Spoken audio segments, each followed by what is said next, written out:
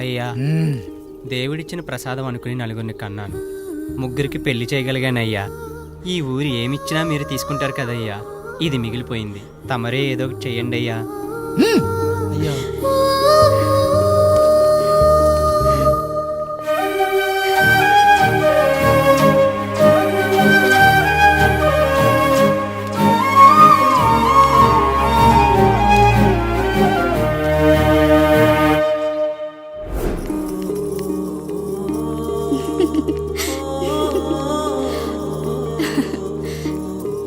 ఈ ఇల్లు, ఆస్తి, ఇంత గొప్ప భర్త, పిల్లలు, చాలా ఆనందంగా ఉందండి.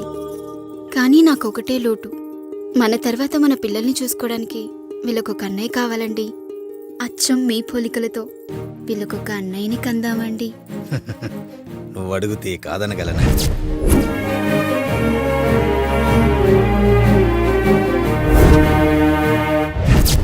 నానా రాయుడెక్కడా? ఇప్పుడే వస్తున్నాను నాన్న.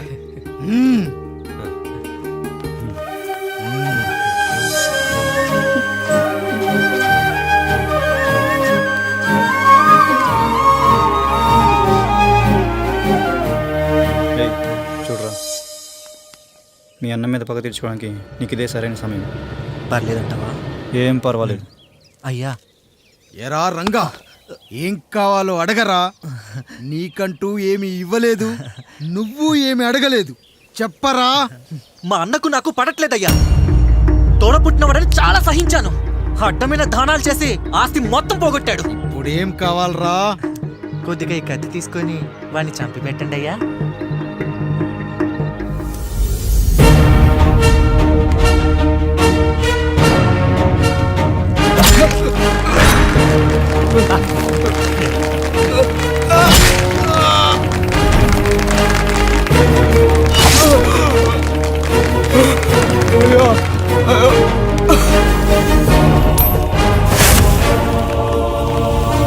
నాయుడు, అన్యాయంగా మా నాన్నని చంపేశావు.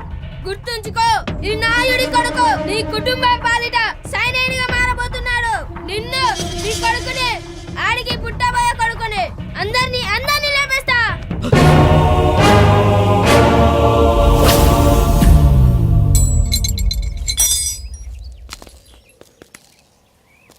ఏం జరిగింది? మీరు హత్య చేసినట్టు ఇప్పుడే సమాచారం అందింది. తగిన సాక్ష్యాధారాలు పరిశీలించిన పిమ్మట మీకు యావజ్జీవ కారాగార శిక్ష, 2000 రూపాయల జరిమానా విధిస్తూ అరెస్ట్ చేస్తున్నాం. అయ్యగారు నా కోసం చేసిన త్యాగాన్ని హత్య అంటుందా మీ చట్టం? ఇదెక్కడ న్యాయం? మనిషికి ఇచ్చిన మాట నిలబెట్టుకుంటే అరెస్ట్ చేస్తారా? ఏ దేశంలో ఉంది చట్టం? నన్ను ఏం చేయమంటారు రాయుడు గారు? 9వ తరగతి చదివి ఊర్లో గాలికి తిరుగుతున్నా నన్ను మీ మనిషి ఒకడు పోలీస్ స్టేషన్లో ఉండాలని నన్ను ఎస్ఐ చేశారు.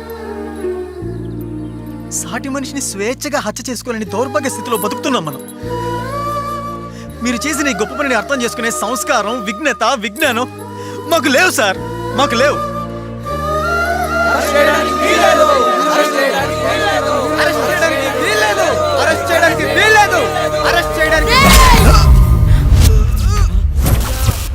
నాయుడు గారు,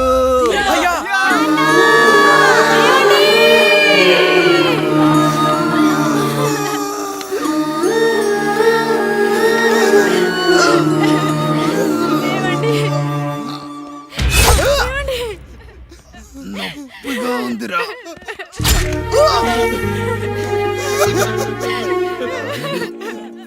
సుధా, నేను లేకుండా ఎలా ఉండగలను? పర్వాలేదండి, బిడ్డలతో నేను ఉండిపోతాను. అయ్యో, ఈ పాడు సమాజం నిన్ను మనశ్శాంతిగా బతకనివ్వదు. ఇంతమంది పిల్లల్ని చూసుకుంటూ భర్త లేకుండా ఎలా బతకగలం?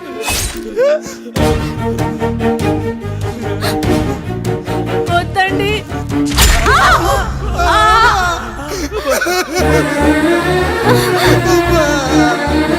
రాయుడు, బిడ్డలు జాగ్రత్త. ఈ రోజు నుంచి వీళ్ళంతా నీ తమ్ముళ్ళు, చెల్లెళ్ళు కాదు, నీ బిడ్డలు.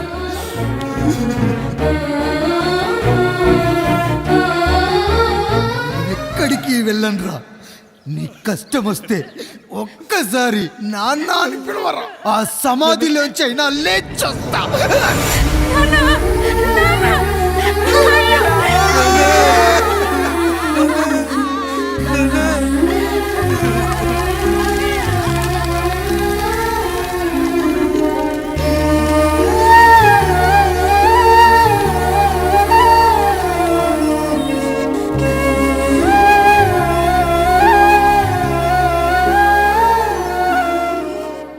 ఇందు మూలంగా యావన మందికి తెలియజేయనిదేమనగా ఊరికి కొత్తగా వచ్చిన యాండ్రాయిడ్ తన తండ్రి పెదరాయుడు అని ఆస్తిలో వాటా పంచమని రచ్చబండిని ఆశ్రయించడం వలన గ్రామ పెద్దలందరూ రేపు 11 గంటలకు రాయుడు గారి ఇంటికి రావాల్సిందిగా కోరుతున్నాము.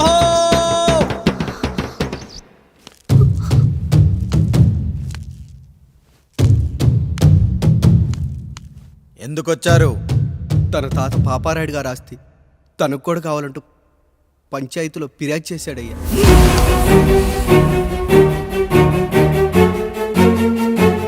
మస్తా గారు ఆ దస్తావేజులు ఇవ్వండి. అయ్యా మరి మా సంగతి ఏంటి? అడగరేంటి? అవునన్నయ్య. ఈరోజు మీ పన్మేష్ కొడుకొచ్చాడు, రేపు ఆ పాల్దం కూతురు వస్తుంది. ఇలా వచ్చినోళ్ళంతా మీ సంతానమేం తెలిసాక అదిగో ఆ కాముడు చెప్పినట్టు మా ఆయన వాటా కిందో బాత్రూము, నాకో సబ్బు బిల్ల, నా పుట్టబోయే బిడ్డకో బొట్టు బిల్ల, ఇదే మిగులుతుంది. అయినా ఊరి జనాభా కన్నా అన్నయ్య పిల్లల సంఖ్య ఎక్కువైపోతుంది. వాళ్ళందరూ ఇంటి మీదకి వచ్చే లోపు మా ఆస్తి మాకు ఇచ్చేస్తే మా బతుకులు మేము బతికేస్తాంగా. అవునన్నయ్య, మా ఆస్తి మాకు కావాలంతే. ఎవరిని పట్టుకుని ఏం మాట్లాడుతున్నారయ్యా? ఉన్నప్పటి నుంచి ఆయన మిమ్మల్ని సాగుతూ ఉన్నారు. ఈరోజు పెరిగి పండయ్యాక మా దారి మేము చూసుకుంటా ఉండడం న్యాయం కాదయ్యా, న్యాయం కాదు. ఏ ఆయన నీకో కొడుకునిచ్చాడా?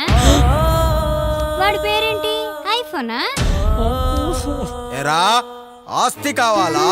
4 బ్రష్లతో తోముకుంటే ఎక్కడ విడిపోతామో అని నా బ్రష్ టూత్ పేస్ట్ నీకు త్యాగం చేసినప్పుడు అప్పుడు అడగాల్సిందిరా అన్నయ్య ఆస్తి కావాలి అని. ఎరా నేను వాడిపారేసిన లంగోటాలు మార్చి మార్చి చొక్కాలు చేతిగుడ్డలుగా వాడారే, అప్పుడు అడగాల్సిందిరా అన్నయ్య ఆస్తి పంచు అని.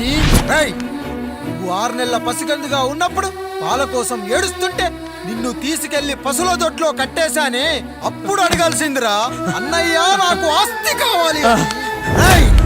మా తండ్రి గారు పాపారాయుడు పోలికలు నాకు, నా పోలికలు ఆండ్రాయిడ్కి. అసలు మా కుటుంబంలో ఏ పోలికలు లేని మీకు ఎందుకు ఇవ్వాలరా ఆస్తి? ఆస్తి లేదు, గీస్తి లేదు. Get out, get out, get out, get out, get out, get out అని నేను అనొచ్చు, కానీ అనగలనట్రా? అనలేను. ఎందుకంటే మీరంతా నా తమ్ముళ్ళు, నా చెల్లెళ్ళు. రక్తం తాగిన దోమ కూడా వెళ్ళేటప్పుడు కృతజ్ఞతగా ఏ మలేరియానో టైఫాయిడో వదిలి వెళ్తుంది.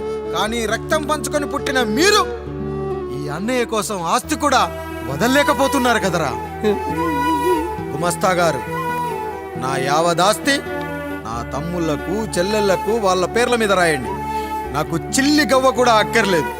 ఇక ఈ ఇంటికి నాకు ఎటువంటి సంబంధం లేదు. లక్ష్మి, సావిత్రి, మీ చీరలు విప్పేయండి. ఇక్కడికి వచ్చేటప్పుడు ఏ చీరలు కట్టుకున్నారో వెళ్ళేటప్పుడు కూడా అదే చీరలు కట్టుకోండి. వెళ్ళిపోదాం. దస్తావేజులు తీసుకురండి.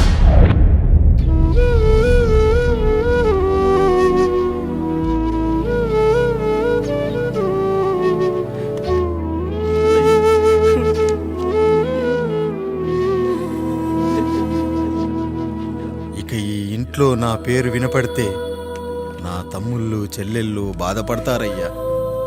ఈ ఇంట్లోనే కాదు, ఈ దస్తావేజులో కూడా నా పేరు ఉండకూడదు.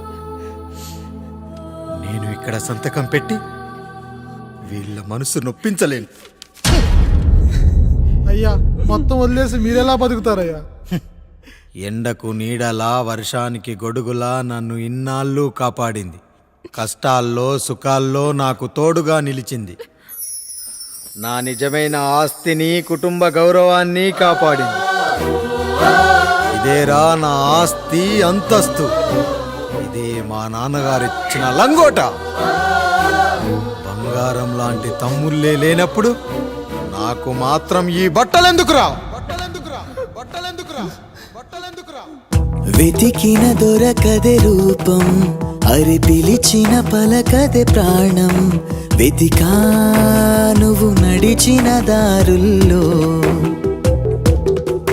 బ్రతికే నువ్వు విడిచిన శ్వాసల్లో. హో నీడ నడిగా, గాలి నడిగా, ఎక్కడని నా ప్రాణం. ఏరు నడిగా, ఊరు నడిగా, ఎందుకని మౌనం? సాధనను విడువనని తడిమినది వెంటపడి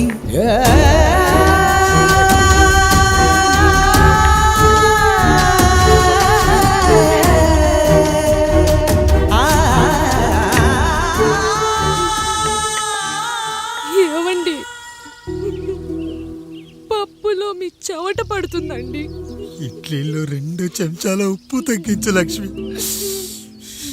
ఎలాగో మనం పేదోళ్ళమే కదా, కనీసం ఉప్పు ఖర్చైనా తగ్గుతుందనుకో.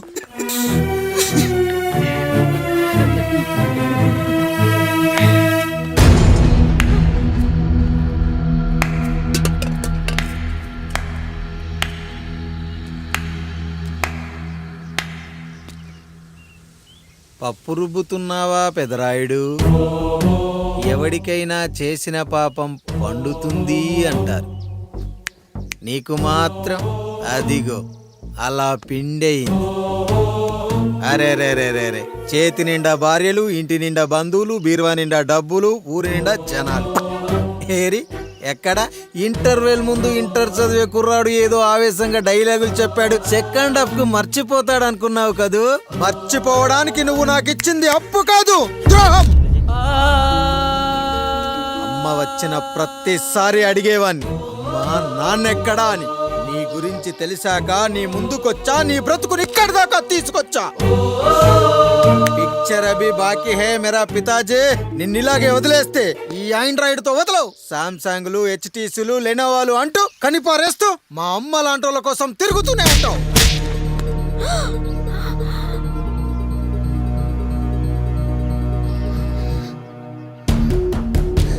అమ్మా అమ్మా, ఛీ, నన్ను అలా పిలవకురా.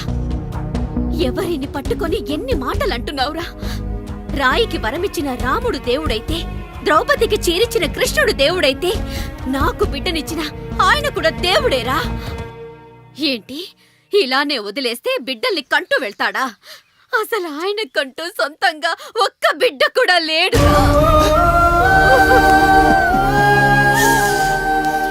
అసలు ఏం జరిగిందో తెలుసా? మీరుండండి అయ్యా, ఉండండి.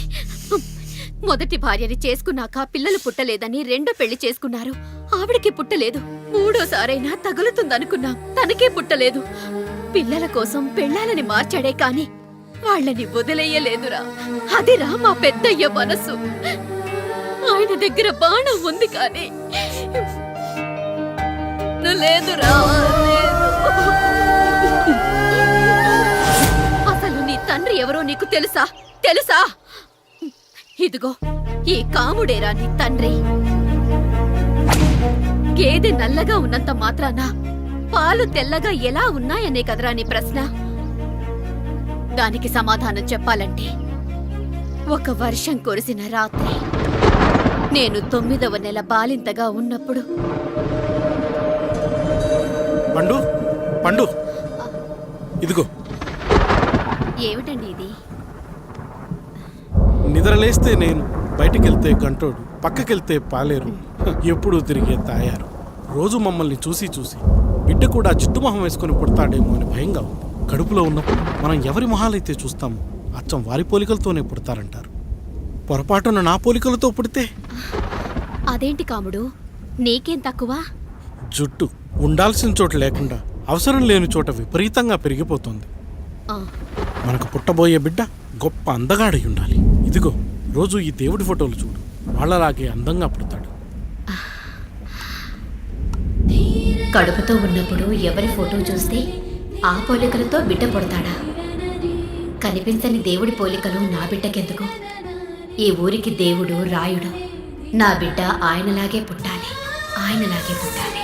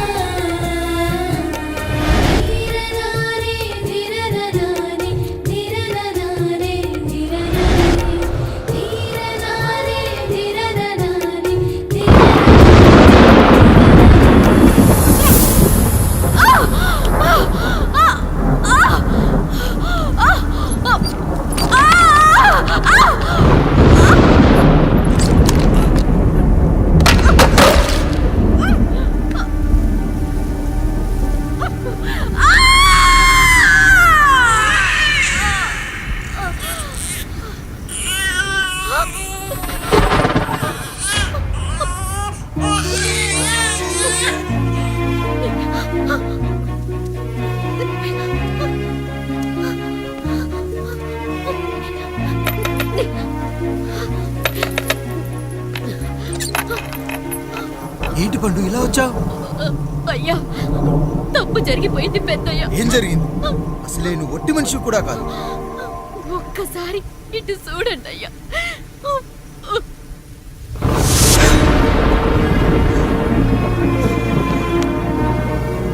వీడేంటి అచ్చం నాలా ఉన్నాడు? అసలేంటి, ఎందుకు ఇలా జరిగింది?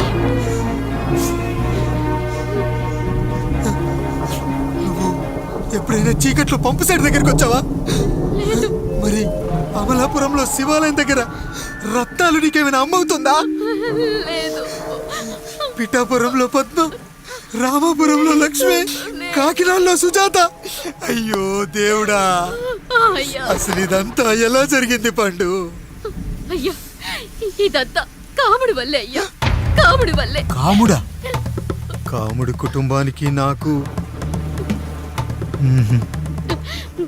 ఏం గుర్తు రావట్లేదే. ఎన్నని గుర్తు పెట్టుకోగలను నేను మాత్రం? అయ్యా అది కాదయ్యా.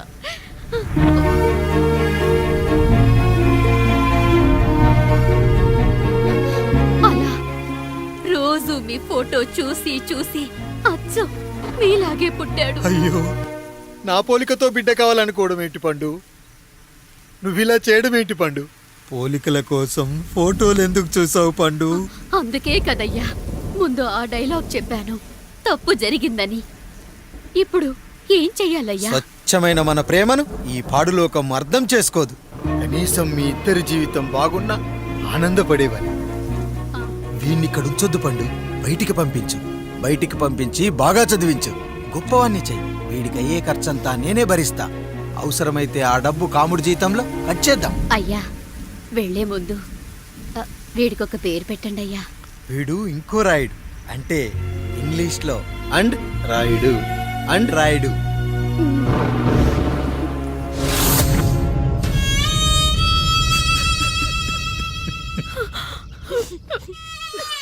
ఇది రా నీ కథ, నా గతం. నిన్ను చదివించడం కోసం ఆయన మీ నాన్న జీతంలోంచి నెలకి 3,000, 4,000 కోసేసిచ్చేవారు. అప్పుడు ఆయన పడిన బాధ పగవాడు కూడా పడకూడదు. చూసావారా, దేవుడు లాంటి పెద్దయ్యని అనవసరంగా అనుమానించడం ఎంత పెద్ద తప్పు చేశావో అర్థమైందా? ఒకడు నిమ్మకాయ పెట్టి పసుపు వేసి ఉప్పు కలిపి పులిహోర చేయొచ్చు, కానీ ఆ పులిహోర ఎప్పటికీ దేవుడి ప్రసాదం. నువ్వు ఆ దేవుడి ప్రసాదం, ఇక ఆయనే మీ నాన్న. చూసావా అమ్మా, ఈ రోజు నుంచి నాకు 3 అమ్మలు, 2 నాన్నలు. నీకు మాత్రం ఒక్కడే భర్త, నాన్నకు మాత్రం ఒక్కటే భార్య. మా నాయనే. అయ్యా, బిడ్డను ఒక్కసారి ఎత్తుకొని తిప్పండి అయ్యా. బాబు, నాన్నా,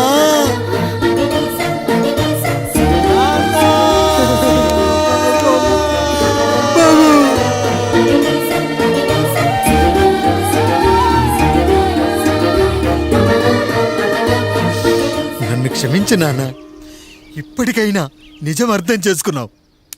అది నాకు చాలురా, చాలు. చాలదు నాన్న, నిన్ను ఏలెత్తి చూపిన జనంతో చెయ్యెత్తి దండం పెట్టించాలి. అన్నయ్య కంటే ఆస్తి ముఖ్యమనుకున్న మన కుటుంబానికి గుణపాఠం నేర్పించాలి. ఇక నాకు వదిలే నాన్న, నేను చూసుకుంటా.